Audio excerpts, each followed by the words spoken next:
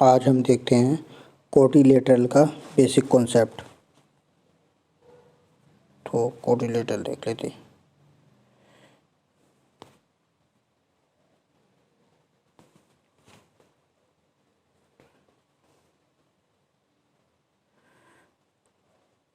कोटिलेटरल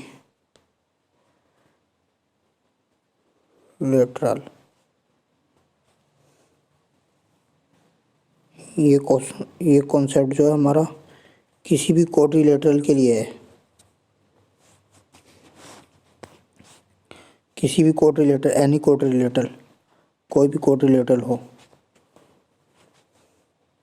कोटिलेटरल को हिंदी में कहते हैं चतुर्भुज।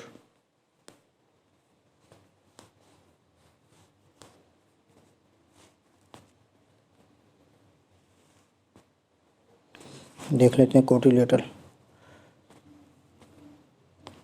जैसे कि हमने ये कोटिलेटरल बनाया और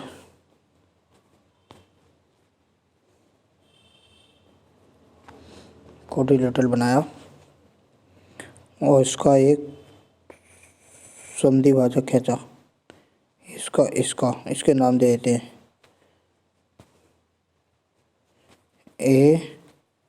ABCD। अब ये हमारा ई पे मिलता है और हमने इसका कोण समद्विभाजक खींचा, ये हमारा पी पे मिलता है। कोण समद्विभाजक का मतलब होता है एंगल को बराबर बराबर भागों में विभाजित करना। ये एंगल इसके बराबर होगा, ठीक। ये एंगल और ये एंगल आपस में बराबर होंगे। अगर ये थीटा होगा तो ये भी हमारा थीटा होगा। इसी तरह से ये एंगल इसको बराबर बराबर भागों में विभाजित कर देगा। अगर ये अल्फ़ा तो ये वाला भी अल्फ़ा, ठीक इसी तरह होगा।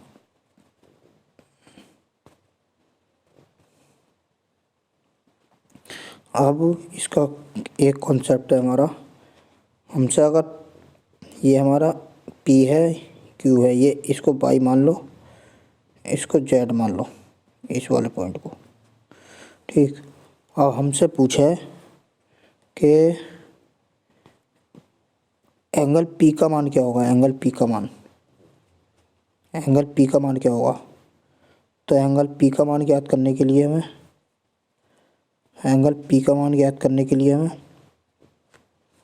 ये वाला पेन सही नहीं चल रहा।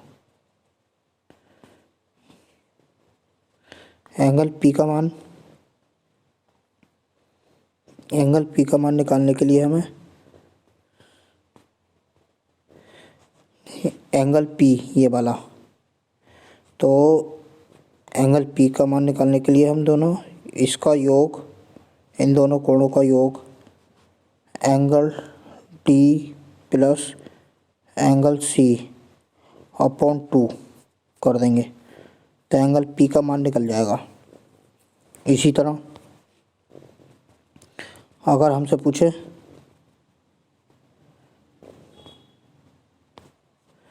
एंगल E का मान, तो एंगल E का मान निकालने के लिए हम क्या करेंगे, angle A plus angle B upon 2 कर देंगे, ठीक। इससे हमारा एंगल E का मान निकल आएगा, एंगल E का मान ये वाला। अगर हमसे मतलब पूछने लगे P का मान, तो हम इन दोनों का योग, मतलब जिधर ये नोक जा रही है उसकी साइड के एंगल का योग का आधा कर देंगे, मतलब उनका औसत ले लेंगे, ठीक है इसका। और जिसकी तरफ ये नोक जा रही है, ये वाली नोक अगर इसका पूछे तो जिसकी तरफ ये वाली नोक जा रही है इसके एंगलों का योग को आधा कर देंगे, मतलब एवरेज ले लेंगे इनका, ठीक। ये कॉन्सेप्ट काम करता है। और इसमें एक और है, ये एंगल इन दोनों एंगलों का योग 180 डिग्री होगा हमेशा। ये किसी भी त्रिभुज के लिए त्रिभुज कह रहे हैं सॉरी, किसी भी चतुर्भुज के लिए है ये, किसी भी क्वाड्रिलेटरल के लिए, कोई सा भी क्वाड्रिलेटरल हो, एनी क्वाड्रिलेटरल। ठीक, अब इसमें मैंने बताने जा रहा था अभी एंगल पी और एंगल क्यू, वो एंगल पी और एंगल ई का, एंगल पी और एंगल क्यू, एंगल पी और एंगल ई के कोणों का योग हमेशा 180 डिग्री होगा। Angle P plus angle E के कोणों का योग हमेशा 180 डिग्री होगा। और angle pi plus angle Z के कोणों का योग भी 180 डिग्री होगा। ये भी कॉन्सेप्ट है। और अगर इन दोनों का कोण का योग 180 डिग्री होगा तो ये हमारा चक्रीय चतुर्भुज बन जाएगा अंदर। चक्रीय चतुर्भुज की प्रॉपर्टी क्या होती है कि आमने सामने के कोणों का योग 180 डिग्री होना चाहिए। तो ये अंदर जो बनेगा ये हमारा चक्रीय चतुर्भुज बनेगा। इसमें चक्रीय चतुर्भुज में चारों मतलब क्वाड्रिलेटरल के चारों कोने उसकी क्या बोलते हैं परिधि पे टच करते हैं। ठीक है, तो ये हमारा कॉन्सेप्ट है, इसके ऊपर बेस सवाल भी करेंगे। ठीक है।